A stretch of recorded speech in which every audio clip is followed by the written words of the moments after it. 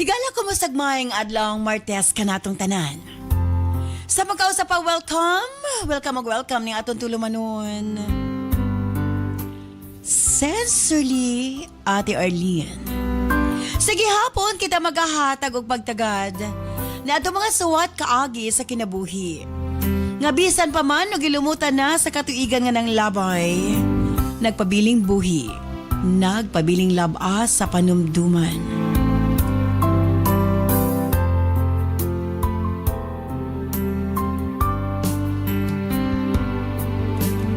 November 25, 2025. Laing suwatan po na ako sa mga itong paghatagag pagtagadan this time, mga itong letter sender o sa ngalan ng Rose.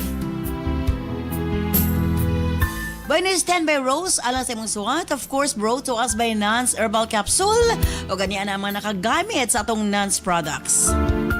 Pati si Erica Lande Pinheiro from Darwin Negros Oriental and kapalit big Nance Coffee, Nance Capsule, og Servicare pod og tungod ana na product ma'am kay nakatabang kay na sus ako ang mama kay if ever na siya pamation inyo yung product siya ginatubog papalit na ako kay na feel jud niya na siya epekto ana niya dagan salamat sa inyong mga produkto ma'am unta dagan pa mong matabangan. Thank you kay ma'am, bye-bye. Ako si Elisa Masida, taga Purok 12, Sara, Iligan City. Ang akong napalit nga produkto, ang Nance Coffee. Sa wala pa na mo na inom sa Nance Coffee, dagsa na kayo mi og mga gipangbati sa amo ang kalawasan. Taas kayo akong BP, ma'am. Dan taw-taw na pud mi nag-inom ni ana og hangtod karon na reduce ang amo ang mga BP nga hingabot na lang og 120 kay sa una. So wala pa mi nag-inom og Nance, 180 jud ako ang BP. Dayon daghan kay kog mga gipambati. Karon nag-maintain mi og Nance, hasta po rin akong bana, nag-Nance na gyud mi kada buntag ug hapon. O karon kaluoy sa Ginoo, nag-ano gyud siya ma'am, nalagsik na. Nance Coffee gyud amo ang ginainom. So, salamat gyud sa Lord nga gigiyahan. Og salamat sa Nance Coffee. Ako po si Alicia O. Kasurog, taga Purok Manzanitas, Barangay Kalindagan, Dumaguete City, Negros Oriental. Napalit na kong Nance product ay Nance Coffee, Nance Liniment Oil, Servicare, Remind. Ang Nance Coffee, maintain na gud namo ni kayo kanang dili ka makatulog og maayo sa kagabion, pag moinom ka, maayo na ang imong katulogon. Ang Servicare naman, nagagamit na gud ko ani niya bisan tag wala ko makuan pa atong mayuman ako. Gagamit na ko ana niya kay no-post naman ko. Panglimpyo man na siya. Ang Remind naman, hinay-hinay pong na maka-remind kay limtano nung food ko kaayo. Damat just Ginoo bisan og dili jud yung grabe jud kaayo ang kuan. Maintain ra gud gihapon namo ang mga product ninyo kay maayo man sila. O syempre, alang sa itong Nance Million mo na sa nagkadool nagyod. Tara na!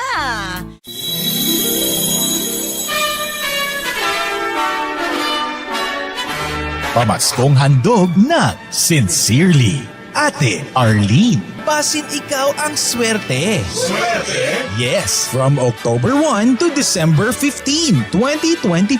Swerte nga mo daog og 1 million pesos sa Visayas, og 1 million pesos sa Mindanao, plus 10, 50,000 pesos consolation prizes sa Visayas, and 10, 50,000 pesos consolation prizes sa Mindanao. Simple ang imong buhaton sa inyong pagpalit og Nance product. 1.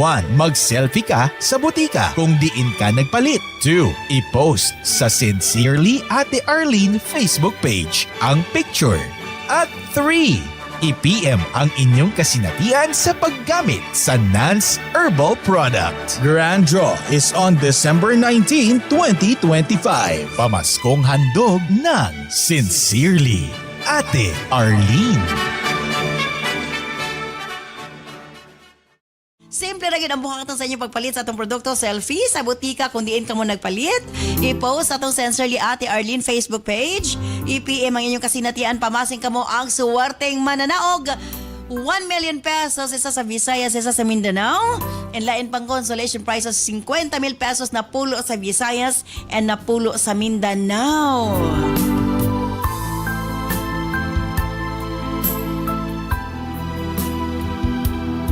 Usbong Okay, stand by, Rose, alang sa imong suwat.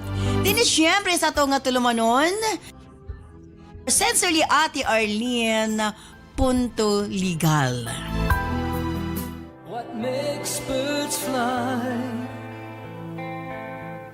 What makes them fall? Why does a day turn into night? Dear Ate Arlene,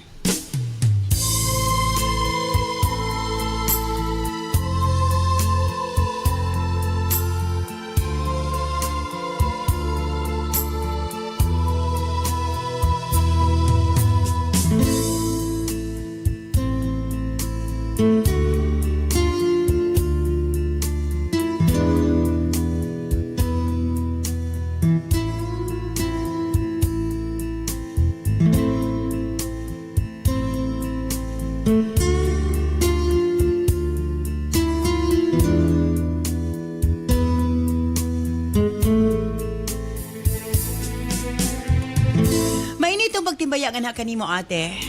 Ingon man sa tanang viewers ug listeners sa imong programa. Tawag lamang ko sa pangalang Rose. Dili sayon ang papel sa usa ka inahan.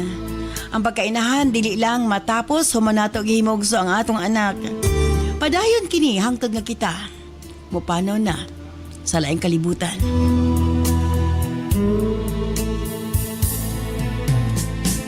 Usa ko ka single mother ate. Sa tulo nako ka mga anak. Managlahi man silag amahan apan patas ang akong pagmahal ngadto kanila. Dihusgahan man ko sa ubang mga tao apan nagpakalig-on ko para sa akong mga anak. Nagtrabaho ko, naningkamot og nagsakripisyo para mahatagan sila og maayong kinabuhi. Ang uban moingon nga landi kuno ko nga pagkababay kay ako mga anak lain-laig amahan. Ako kinintubagon. Adtong nabuntis ko sa akong kamagwangan, pareho pa ming immature sa amahan sa akong anak. Wa kami gipakasal sa mong ginikanan. Kay wa pa mi klaro nga mga plano. Mutual decision ang among pagpanagbulag. Sa kaduha na ako nga anak, naghandom ko nga makakita kong lalaki nga anda mo dawat sa akong unang anak. Kay gusto na ko nga modako siya nga naay father figure. Og matuman ang ako pangandoy nga makabaton og kumpleto nga pamilya ate. Nagtuo ko nga ang ikaduha nga lalaki nga moabot sa akong kinabuhi mamang tubag sa akong mga pag-ampo. Nagtuo ko nga siya ang mahimo kong karamay sa kalipay man o kasakit. Tao lamang ko ate nga nangandoy og tinuuray nga gugma. Apan sa ikaduhang higayon pakyas ko sa gugma. Kay ang tao nga akong gilauman nga muunong kanako, gipasakitan lamang ko ate. Nasapna nako nga nag-cheat siya nga ri kanako. Buta nga dili nako madawat ati R. Dili bot ipasabot nga single mom ko, mga muho nako. Kay alang kanako dili siya worthy sa akong gugma.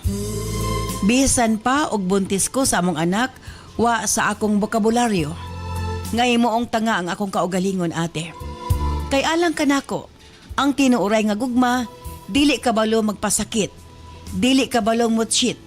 Tinuod nga ang pinakasakit nga buhaton, mao ang pagparaya, Ati R.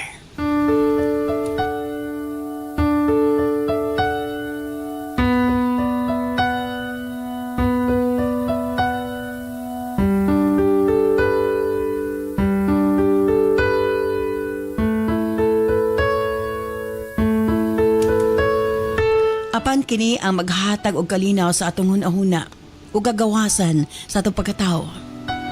Ingon nila, mentras sayo pa buy-ana ang mga butang nga dili para nato. Para dili ta mag-antos og taas nga panahon ug maka-move on na. Apan taliwala sa akong nasinatian nga kasakit sa gugma. Wa paghihapon ko nawad ano paglaom. Nga puhon, moabot ra gihapon ang lalaki nga para nako. Og nahigugma na pod ko pag-usab. Dili man siguro sayop nga hatagan na akong chance ang akong kaugalingon nga magmalipayon pag-usab ate. Nagmahal. Misalig na pod ko pag-usab. Apan, sa katapusan na sakitan ra gihapon ko.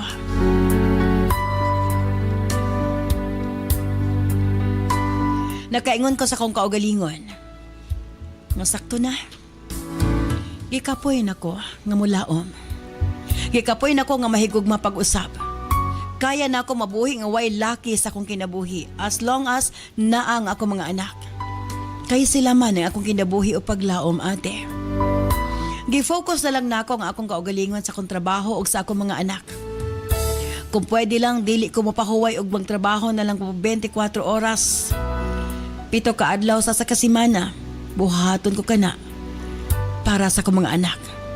About sa amahan sa akong mga anak, wa ko nangayo nila kay kung gimahal nila ang akong mga anak, dili na angay nga mapakaluoy kog magpakalimos para sa akong mga anak. Bisan magsakit ang mga bata, dili kumuduol sa ilang mga papa. Kaya na kong buhion ang akong mga anak, ate. Nga dili mangayo nila. Kaya di ko gusto nga sa sentavo nga ilang ihatag makabato na silang lugar sa kinabuhi sa akong mga anak. Busa, unsa bisod ang mahimong single mom, nasayod ko nga dili ko pasagdan sa labaw makagagahom. Basta magkugi lamang ko og maningkamot. Gipadako na ako ang akong mga anak sa maayo nga paagi. Buhong sila sa akong pagmahal o pagpangga. Dili lang ko inahan nga to kanila, higala pog ko nila, ate. Abi mo, gusto na ako nga dili sila mahadlok mo duol na ako kung doon na sila problema. Wa ko nagkulang sa pagtambag o magpahinomdom nga to kanila. Apan bisan di ay, nagibuhat na nimo ang tanan para sa imong mga anak. Naagi mo tipas og dalan, ate. Babayi ang akong kamagwangang anak. Maumaon na akong babae ug mao'y akong gilauman nga moalalay nako. Apan mo hinuon ang kahatag nakog sakit sa ulo. Nagsugod ang tanan sa dihang nahilig siya sa pakigbarkada. Nakakaton siya sa pagbisyo ug dili na siya ganahang maminaw nako, ate. Kung ako siyang istudyahon ug tambagan, masuko siya. Miabot sa punto nga iyan akong tubag-tubagon ug musukol na siya nako. Sakit, ate. Ang anak nga imong gipadako, gihatagan og maayong kinabuhi, giatiman, gipangga og gimahal. Sayon-sayonon ka lang sa pagtubag. Dili masukod ang kasakit sa akong dughan. Samtang gibuhat kini sa akong mga anak nga di kanako. Wa na ko napugngan ang pagtulo sa akong mga luha, ate. Murag idugsa ka akong kasing-kasing. Panahon nga mutubag-tubag siya nako. Masakit pa sa gibuhat sa ilang mga amahan. Lahi ang sakit kong anak, ate. Dulot sa bukog. Gipaningkamutan ako. Nga matarong pa ang kinabuhi sa kong anak. Apan padayon niyang ginadaot iyang kaugalingon. Way inahan nga malipay nga maglantaw sa anak nga mag-antos og masaya ang kinabuhi, ati R. Hangtod nga nasayra nako nga nagmabdos kini sa iyang uyap. Ate, menor di edad pang akong anak. Og ang lalaki, 20 anyos na. Miuban siya sa lalaki og kapila nako siya gisundo apan dili gid siya muuban nako.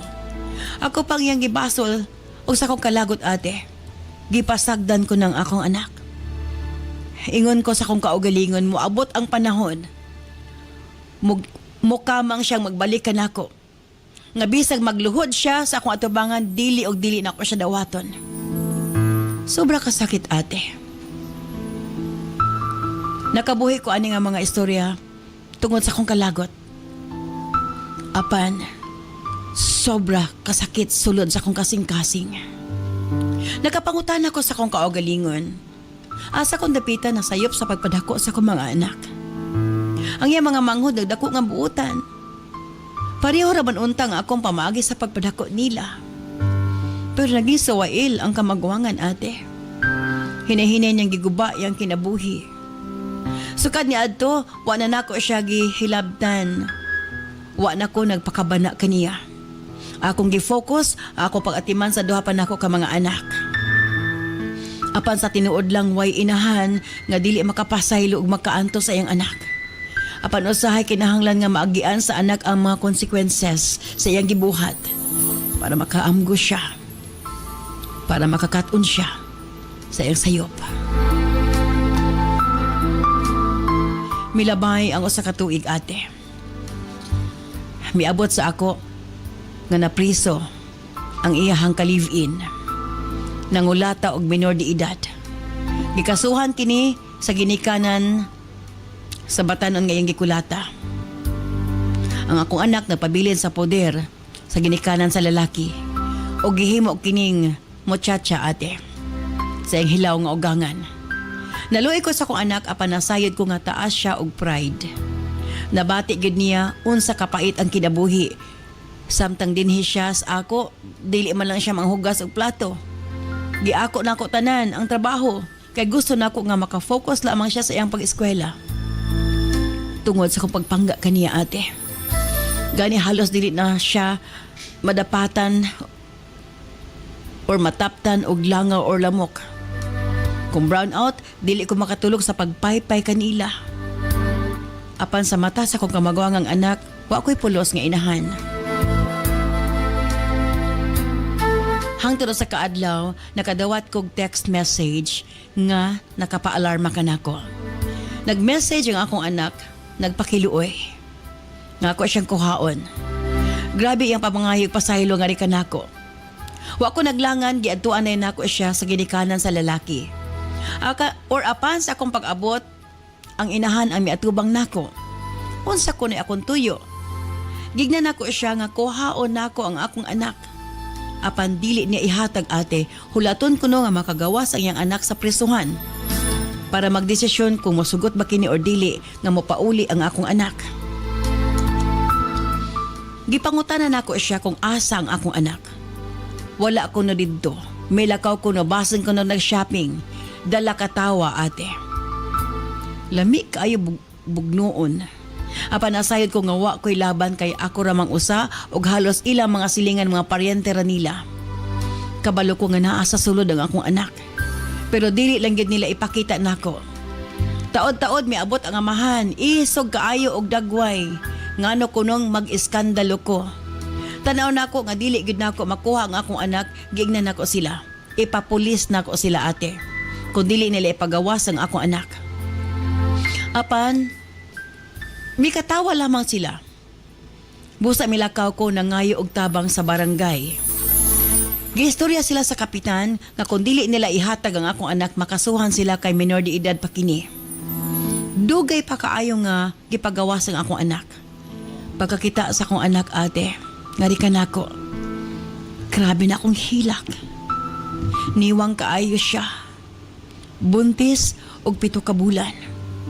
Apan gamay iyang tiyan. Migakos ko pag-aya sa akong anak ate. Mura usab siya batang gamay nga halos magpakandong ka nako. Ikumot ang akong dughan. Ingon ko nga dili na siya mahadlok kay na anak ko. Gihatod mi sa barangay patrol sa among balay ate. Nalipay kayo ang duhan nako ka anak nga may pauli na ilahang ate. Akip sila naluoy pagkakita sa ilang magulang. Dinhi na nag-istorya ang akong anak nga ginapasakitan siya sa iyang kapuyo. Ginakasaba no sab siya sa iyang ugangang hilaw kay siya kuno ang ginabasol kung ngano na preso ang iyang anak. Kay gikulata di ay ate classmate sa akong anak nga suod nga higala ni ini. Nagselos ang iyang ka-live-in. Gikulata niya kini. Ate nakita na ko nga ngiwang na kayo akong anak. Napay mga paso sa sigarilyo. Agi sa kinusian usab sa mga bukton. Maklaro pa ang dugay na nga mga samad sa lawas akong anak.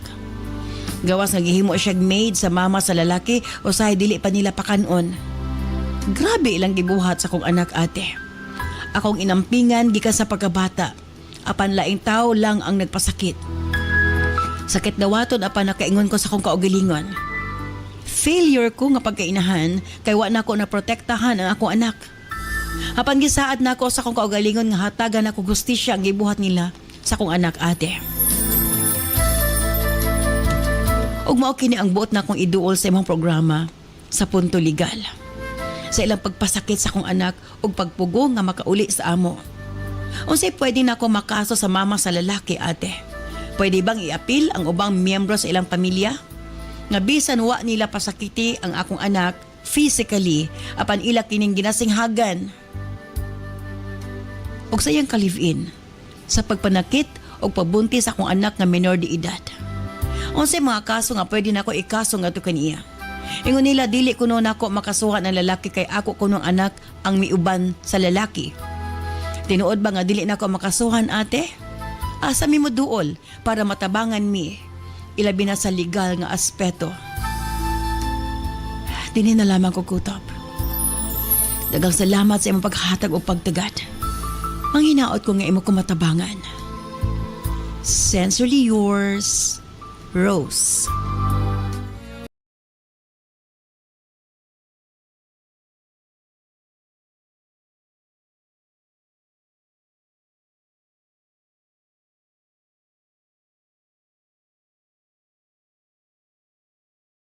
This program is brought to you by Herbsmed Pharma Corporation. Ako, si Consolacion Ramos. Kanang ako nagian sa una kay kuan kay ko ato kanang dito anxiety kay gubot kay migikan ato sa yuta. Namaling mi bag-o og balay. Blessing in disguise gining pag-abli nako sa FM pagka alas 12. Dayon na ako'y nadungog ng mga testimony katong mga kidney problem.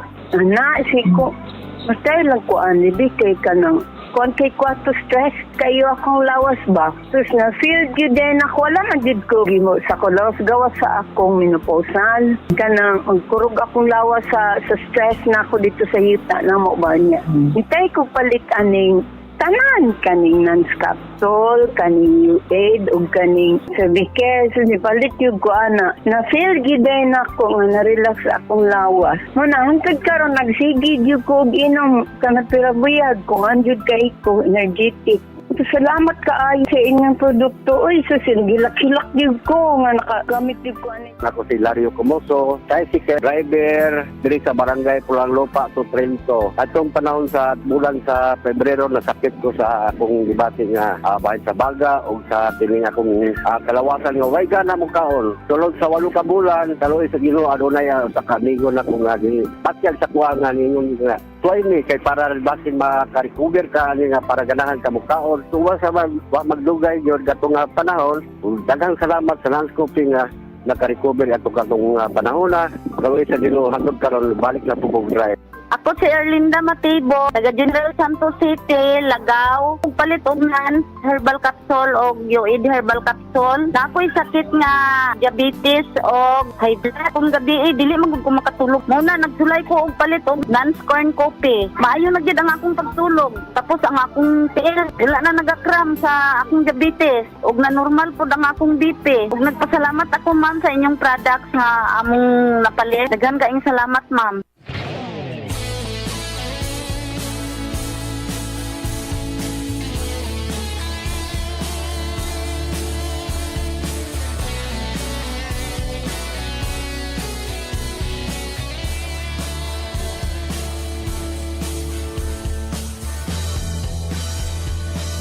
Daghang salamat kanimo Rose sa imong papadangat imong suwatan pa ni atong tulumanon sa Sensorly Ate Arlene Puntuligal.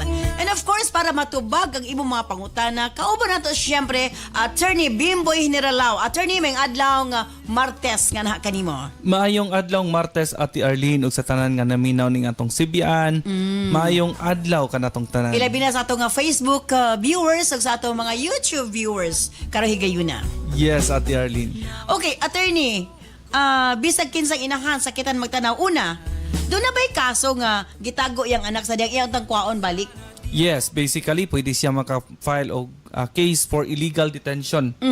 If it lasted for 5 days nga wala gihatag sa iyang anak, pwede siya maka-file og serious illegal detention. Bisan pa ba nga iyang anak may nipuyo didto? Pero iyang anak naghangyo na siya mama kwa ako pero ilang gidinay nga na ako diha. So after 5 days pwede na siyang filean og illegal detention, serious illegal detention kay although voluntary siya niadto dito pero giprohibit naman ang iyang paggawas. I see. Okay. Bitaw kay naayon kay mga cases ingon ana nga ako ni bawan attorney gawas sa letter ni Rose no. Na koy mga kailang nga ingon ana nga ilang pugngan sa pagpagawas ang tao di nila ipakita sa tagto sa ginikanan kay mao lagi asawa na or something doon na karelasyon. So kini pwede di i-file og kaso ang ginikanan mismo. Yes, pwede kay file case ang ginikanan mismo nga mo ni pugong nga ipagawas tong anak sa anak ni Rose. Okay. Ang ikaduha ni pangutana, so first question niya is, pwede ba niyang hatagan o gusto siya ang gibas ilang anak nga kanang maulagi kining kaniwa makapauli dayon no unya unsa kuno pwede ikaso sa lalaki nga kanunay mang ginapasakitan ang iyang anak physically, emotionally.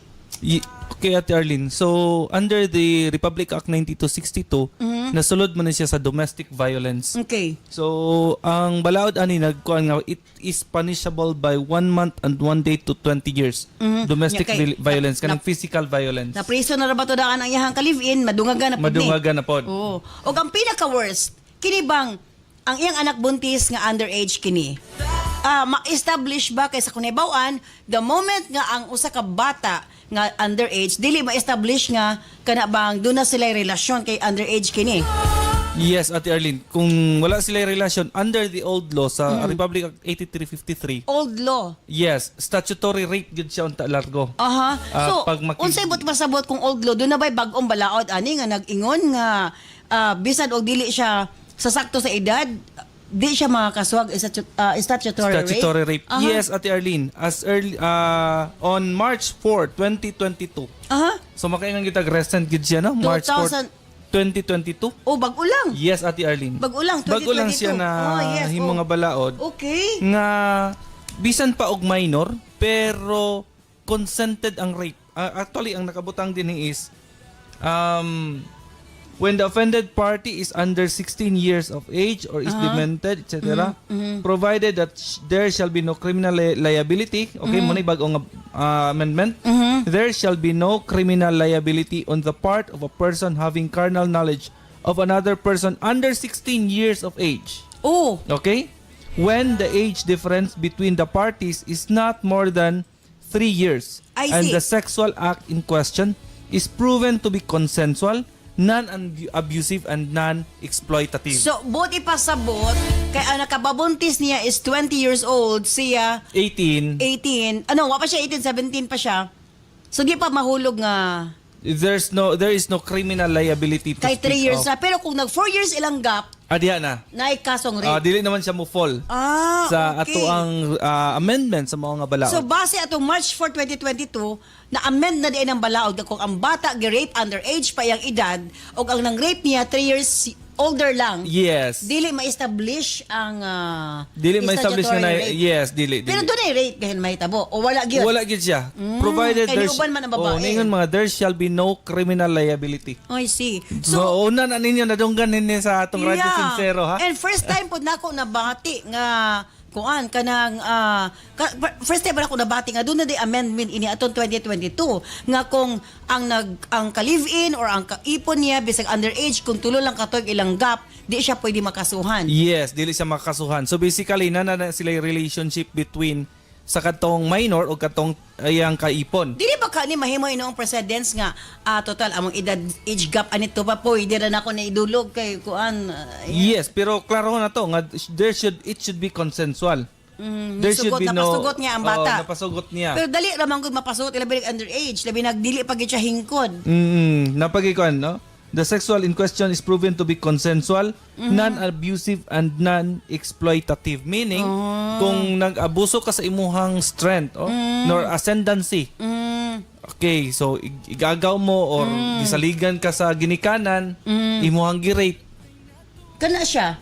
Di But gihapon? pwede siya mabutang dinhi nga nigamit ka sa imuhang in question is not non-abusive, no? Imong gi-abuse.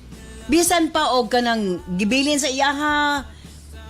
Tungod lang ba kay sa ilang age gap, dili gyapon ma-establish ang Dili gyapon si Ate Arlene, OMG, provided murag- it is not Sakto ba na? exploitative. That is new, no?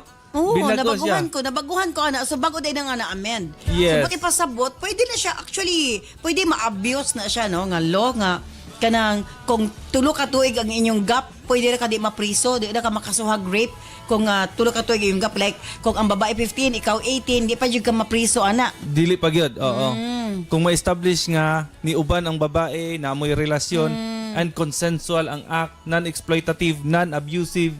Pero kung ang iyang edad 30 anyos, ang sa babae 17, Wala na, sigurado. Sigurado Sigurado rape ang ang statutory kaso. rape. Okay. Ang kon man gud na Ate Arlene is normal murag daghan na kayo siguro atong makit-an karon nga mga minor nga mga babae nga ga-engage gyud og sexual act nga mao nagi usahay mo nagi mamugos. Ay, si mo. Diba? Sabi na mga batanon karong panahon na, no? Mura, di na to, kung kinahanglan pa lang, sa balay pa lang mismo, kinahanglan ang ginikanan.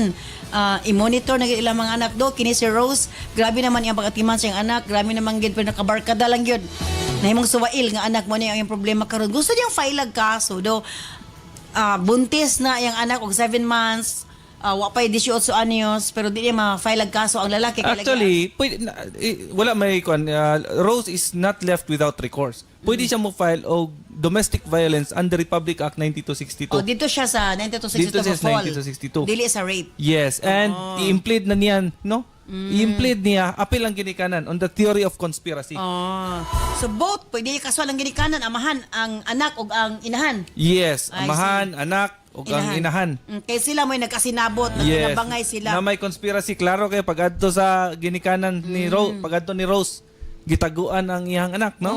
So mauto siya, murag, ang kaso nga ma-file sa ilaha is, Domestic violence under Republic Act 9262, punishable by 1 month and 1 day to 20 years. ayan. Okay, ang importante nga makasuhan. Muna importante. Yes, yan. especially nanapod sa prisuhan ng iyang bana. So, Yes. Madungagan. at least madungagan. Pasti. And lesson learned siguro na to alang sa tanan nga naminaw. So, karon nga nanay amendment, bantayan gid ang anak. Yes. Kay basin og maguban-uban, and then makalit og panumbong. Correct.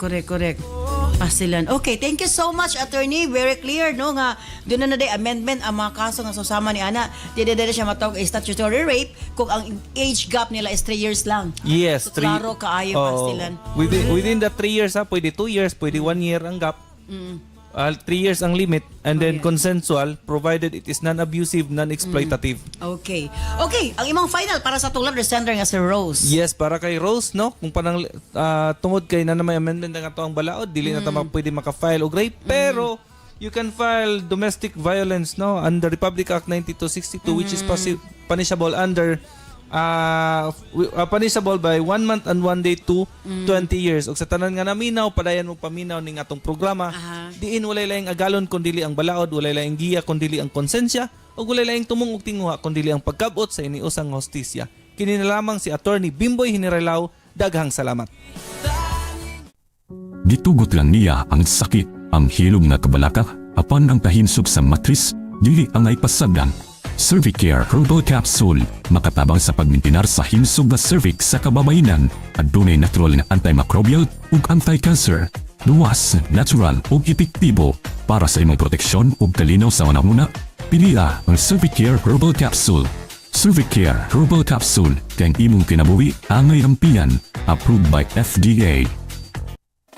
Ang sekreto aron dili mawalahi sa pagtuon sa klase inyong mga anak. Pain na sila sa Remind Junior Chocomix Powder Drink aron makatabang sa ilang pagtubo, makapabright ug protektado sa mga klase-klaseng sakit. Inom na sa Remind Junior Chocomix Powder Drink aron dili makalimtan ilhang gitunan sa klase ug basin pa mutapwa na sa sunod. Remind Junior Chocomix Powder Drink, makapabright, approved by FDA. Herbs Med Pharma Corporation. Herbs Med Pharma Corporation. Tigama og tigapod-apod sa NANS and U-Aid, the most effective combination nga mga kapsula alang sa lig-on nga kalawasan higala. Tumar sa 2 capsules a day sa NANS and U-Aid. Cervicare, alang sa mga babae nga gustong malimpyo ang ilang cervix, uterus ug ovary, ug aron mutultol ang menstruation. Before bedtime, tumar og 2 ka kapsula sa Cervicare. Tawa-tawasi, ang atong lawas nagkinahanglan og sundalo nga mokombate sa mga virus hinungdan sa balatian, proteksyon na, vitamin pa. Tumarog 3 times a day human og kaon sa tawa-tawasi.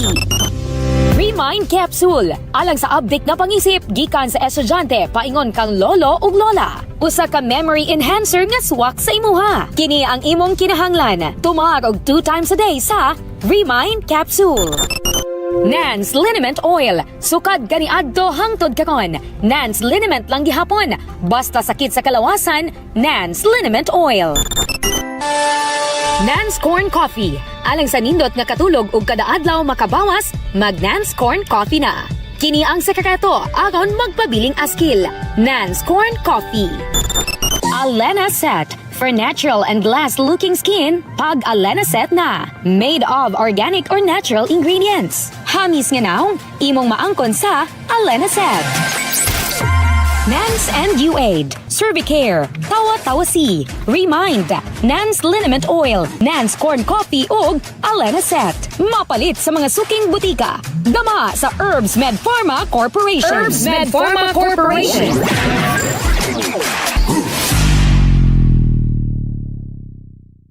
Again, thank you so much, Attorney Bimboy Hiniralaw, sa klaro kaing tubag, kabayan sa problema sa tolerance sender karon nga si Rose.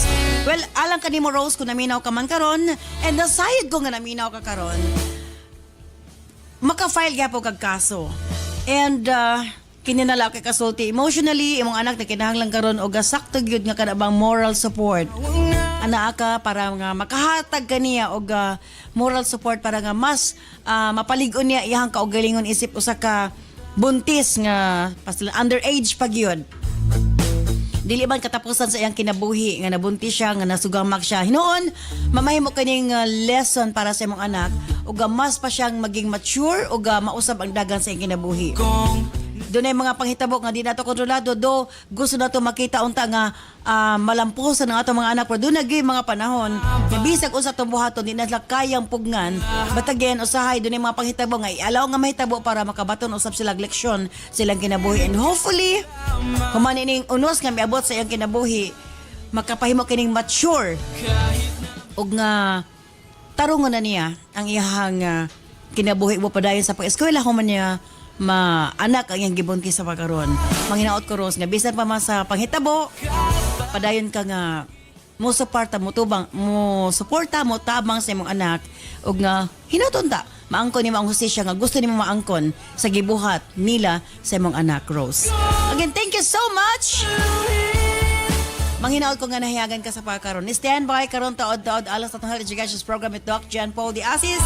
Mosunod gilayon ang Balong the Great. Kini si Ate Arlene. Ayon, salamat. Bye-bye. I love you all.